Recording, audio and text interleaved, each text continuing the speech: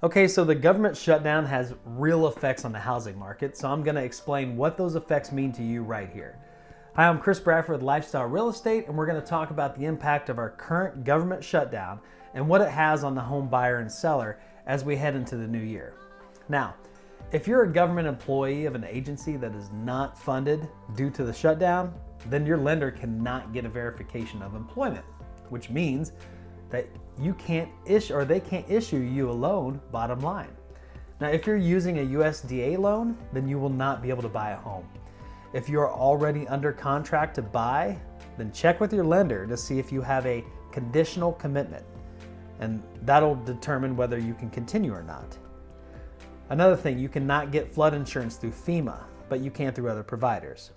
If you're self-employed, then you might have some complications even if you're a conventional loan. Tax transcripts will be difficult to obtain through the IRS to verify your income. For others who are looking to buy and sell homes right now, it could cause some immediate complications as well. First, let's start by explaining what role the government has in the housing market. Now, the government plays a major role in loan origination. That includes verifying tax transcripts, Social Security information, etc., etc. And since most homes are bought using financing or loans, then the government has a direct role to play in making sure that those banks can lend money so that people can buy homes. Agencies that are affected by the government shutdown include the Federal Housing Administration, the IRS, and the Department of Agriculture. And they all have a role to play in lending. Now let's start with the IRS, which will have a diminished staff due to the shutdown. For most loans, including a conventional loan, lenders need to get tax transcripts and Social Security verifications from the IRS. Now, the IRS will be operating on a skeleton crew, so getting those verifications and documents will be very slow. Now, some lenders can go ahead and originate the loan if they feel like they're for sure going to get that information later, but they can't sell that loan on the secondary market until they get that information, making it a bit of a risk. Long story short, expect delays and don't be surprised if closings get pushed back. Okay, where we are going to see the biggest effects are on the government-backed loans.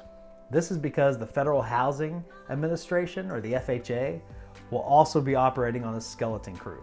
So it's not that these loans can't be processed, it's just that they're going to take a lot longer. Now, single-family homes are going to take priority over multifamily homes.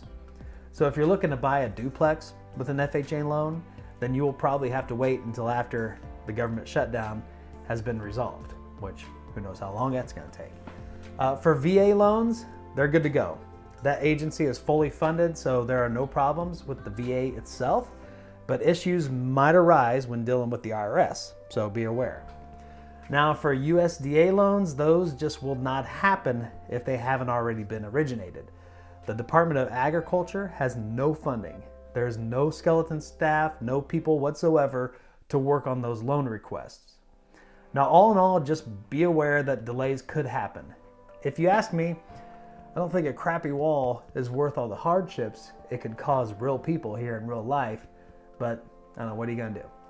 Now, if you're already under contract to buy a home, then discuss with your lender how the government shutdown might be affecting your loan in particular. If you're getting ready to make or receive an offer, then make sure that your contract with all its closing dates and loan approval dates are modified so that your deal can survive any delays. Okay, so I hope this was helpful. Feel free to leave your comments if you have anything to add or if you have any questions.